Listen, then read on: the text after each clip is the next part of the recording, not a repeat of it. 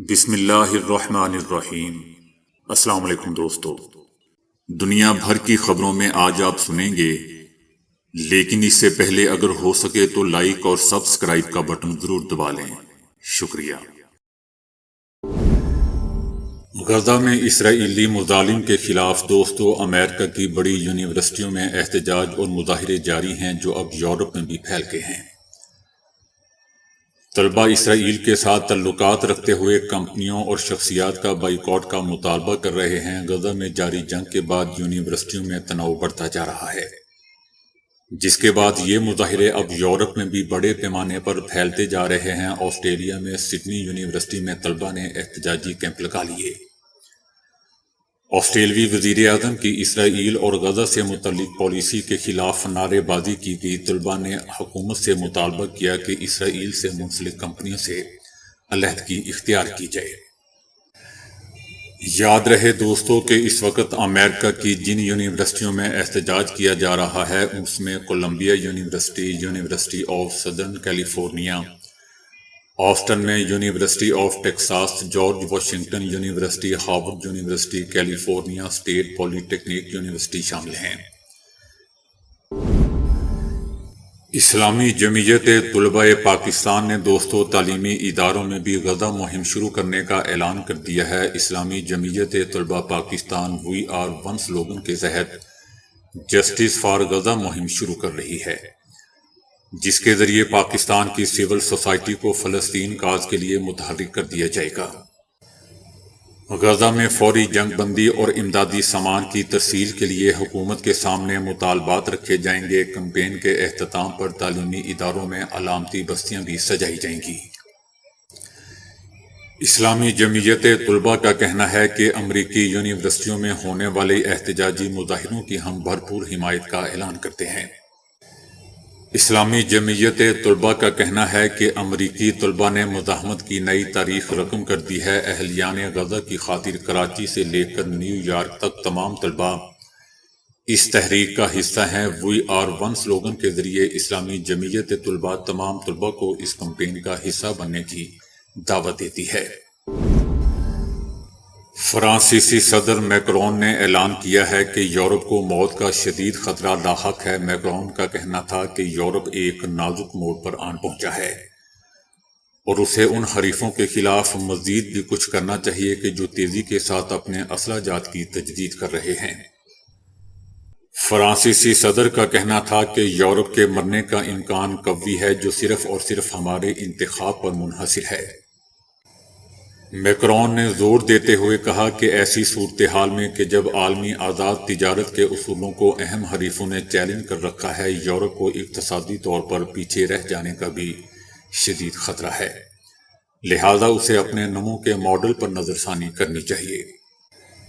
46 سالہ میکرون دوستو، جس کی دوسری اور آخری صدارتی میعاد میں ابھی 3 سال باقی ہیں، انہوں نے زور دیتے ہوئے کہا کہ ایک ایسی دنیا میں کہ جہاں کھیل کے اصول اب بدل چکے ہیں، یورپ ان خطرات کے خلاف سرے سے ہی مسلح نہیں ہے کہ جن کا اسے اب دنیا بھر میں سامنا ہے۔ اپنی تقریر کے آخر میں فرانسیسی صدر میکرون نے خبردار کرتے ہوئے کہا کہ اگلی دہائی کے دوران یورپ کے شدید کمزور ہو جانے کا اور یہاں تک کہ اس کے ٹوٹ جانے کا بھی خطرہ لاحق ہے، لہذا ہم یورپ سے مطالبہ کرتے ہیں کہ وہ اوپر آئیں، کیونکہ یہ ایک ایسا مسئلہ ہے کہ جس نے اسے توانائی کے میدان میں روس جبکہ سلامتی کے میدان میں امریکہ پر بہت زیادہ انحصار کرنے پر مجبور کر رکھا ہے۔ عراقی مزاحمتی محاذ نے اعلان کیا ہے کہ اس نے اپنے ڈرون طیاروں کی مدد سے حیفا کی مقبوضہ بندرگاہ میں واقع ایک اہم صہیونی ہدف کو نشانہ بنایا ہے۔ عراقی مزاحمت نے غزہ میں عام شہریوں کو نشانہ بنانے پر مبنی غاصب اور سفاک صہیونی رجیم کے کھلی جنگی جرائم کے جرم میں مقبوضہ فلسطینی سرزمین پر اسرائیلی رجیم کے اہم ٹھکانوں کے خلاف اپنے مزاحمتی حملوں کو جاری رکھنے پر زور دیا ہے۔ گزشتہ مہینوں کے دوران بھی عراقی مزاحمتی محاذ نے مقبوضہ فلسطین کے شمال اور جنوب میں 10 اہم صہیونی اہداف کو میزائلوں اور ڈرون طیاروں کی مدد سے نشانہ بنایا تھا۔ سپریم کورٹ آف پاکستان نے ملک بھر سے دوستوں سڑکوں اور فٹ پاتھوں سے تجاوزات ختم کرنے کا حکم دے دیا ہے۔ سپریم کورٹ کے حکم نامے کے مطابق وفاقی اور صوبائی حکومتیں 3 دن میں سڑکوں اور فٹ پاتھوں سے تجاوزات ختم کریں۔ سپریم کورٹ نے کہا کہ بدقسمتی سے سڑکوں پر قبضے اور تجاوزات ہیں۔ قبضہ کرنے والا سمجھتا ہے کہ اس کی اپنی پراپرٹی کے سامنے قبضہ کرنا اس کا حق ہے۔ لوگوں نے فٹ پاتھوں پر جنریٹر تک لگا دیے ہیں۔ عدالت نے کہا کہ وفاقی اور صوبائی حکومتوں نے بھی تجاوزات قائم کر رکھی ہیں۔ شہریوں کی آزادانہ نقل و حرکت روکنے کا اختیار کسی کے پاس نہیں ہے۔ بعض افسران اور اہلکاروں اور قبضہ مافیا کی ملی بھگت سے ایک بار پھر پورے پاکستان میں متعدد مقامات پر تجاوزات کا جنگل اگایا ہے۔ امریکی وزیر خارجہ انٹونی بلنکن نے کہا ہے کہ انہوں نے آئندہ امریکی صدارتی انتخابات میں چائنا کی طرف سے اثر انداز ہونے والے مداخلت کی کوششوں کے ثبوت دیکھے ہیں۔ انٹونی بلنکن نے اس بات پر زور دیا کہ انتخابات میں چائنا کی مداخلت ناقابل قبول ہے اور وہ اس کا بغور جائزہ لے رہے ہیں۔ ان کا کہنا تھا کہ دونوں ممالک اپنے اختلافات کے بارے میں انتہائی واضح رہے ہیں اور یہ موجودہ مقابلے کو تنازعات میں تبدیل ہونے سے روکنے کے لیے بہت ضروری ہے۔ انٹونی بلنکن نے یہ بھی کہا کہ انہوں نے چینی وزیر خارجہ اور چینی صدر شی جن پنگ دونوں کو یہ پیغام پہنچایا کہ امریکی صدر جو بائیڈن انتظامیہ کو روس کی دفاعی صنعت کے لیے چینی حمایت پر تشویش ہے اور اگر یہ حمایت جاری رہی تو امریکہ پابندیاں عائد کر دے گا۔ اس میں کوئی شک نہیں کہ امریکہ میں منظور ہونے والے نئے قانون نے مشہور چینی ایپلیکیشن ٹک ٹاک پر پابندی عائد کر دی ہے۔ اسٹیٹ اور ایوانی نمائندگان سے منظور بل کے تحت ٹک ٹاک کی چینی مالک کمپنی کو اگلے 9 ماہ کے اندر اس پلیٹ فارم کے اثاثوں سے اپنے آپ کو الگ کرنا ہوگا، اور اگر ایسا نہ ہوا تو امریکہ میں ٹک ٹاک کے استعمال پر پابندی عائد کر دی جائے گی۔ تاہم چینی حکام خاموش ہیں اور گزشتہ بدھ کے بعد سے ایک لفظ بھی نہیں کہا، جس سے وجوہات کے بارے میں سوالات اٹھ رہے ہیں۔ یاد رہے کہ چینی حکام نے ماضی میں ٹک ٹاک کے خلاف ان امریکی چالوں کو ایک کامیاب چینی کمپنی کو دبانے کی کوشش اور امریکی منافقت کی مثالیں دی تھیں۔ لیکن چند دن پہلے دوستوں منظر بدل گیا، کیونکہ جب ان سے امریکی پابندیوں کے نئے قانون کے بارے میں بار بار پوچھا گیا تو انہوں نے واشنگٹن یعنی امریکہ پر تنقید نہیں کی، بلکہ محض اتنا کہا کہ وہ ماضی میں اپنے موقف کا اعلان کر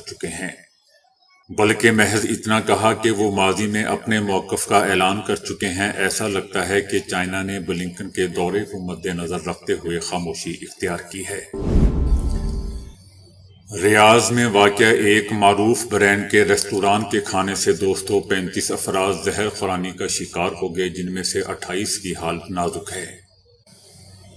ریاض میونسپلٹی نے فوری طور پر کارروائی کرتے ہوئے مذکورہ برانڈ کے تمام ریستورانوں کو بند اور تمام آرڈر ملتوی کر دیے ہیں۔ وزارت صحت نے کہا ہے کہ مذکورہ ریستوران کے مرکزی کچن میں تفتیش کی جا رہی ہے تاکہ معلوم ہو کہ زہر خورانی کا اصل سبب کیا تھا۔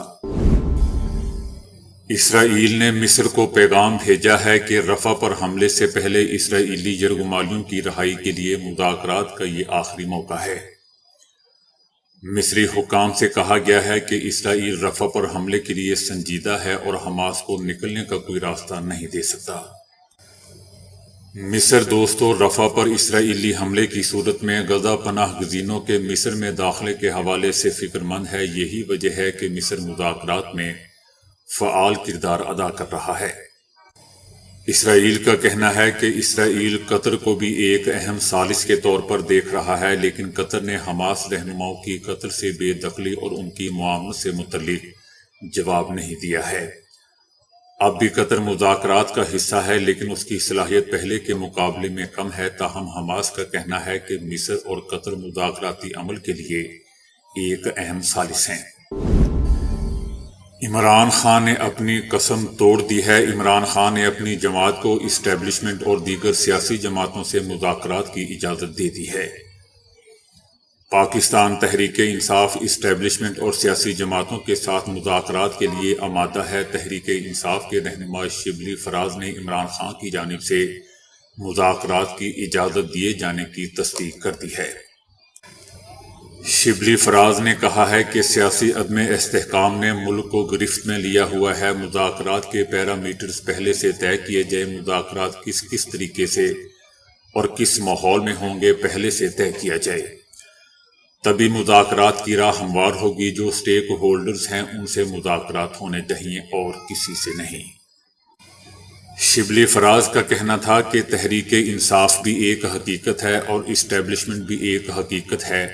یہ دیکھنا ہے کہ وہ کس حد تک با اختیار ہے، اس کے لیے پہلے گراؤنڈ ورک اور پھر ماحول کو مد نظر رکھنا ہوگا۔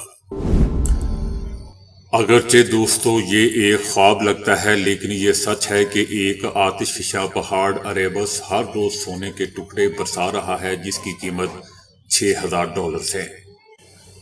سیٹلائٹ سے لی گئی تصاویر اریبس کے نیچے لاوے پر مبنی ایک جھیل کو ظاہر کرتی ہے جو 1972 سے بھڑک رہی ہے۔ یہ آتش فشاں باقاعدگی سے دوستو گیس اور بھاپ کے شعلوں کو باہر کی طرف خارج کر رہا ہے اور جزوی طور پر پگھلے پتھروں کو بھی نکال رہا ہے۔ جب گیس تیزی سے باہر نکلتی ہے تو اس کے ساتھ ساتھ سونے کے چھوٹے چھوٹے ٹکڑے بھی آسمان پر پھیل جاتے ہیں اور بارش کی طرح زمین پر آتے ہیں۔ سائنسدانوں کے مطابق آتش فشاں ایک دن میں تقریباً 80 گرام سونا اگلتا ہے، جس کی قیمت تقریباً $6000 ہے۔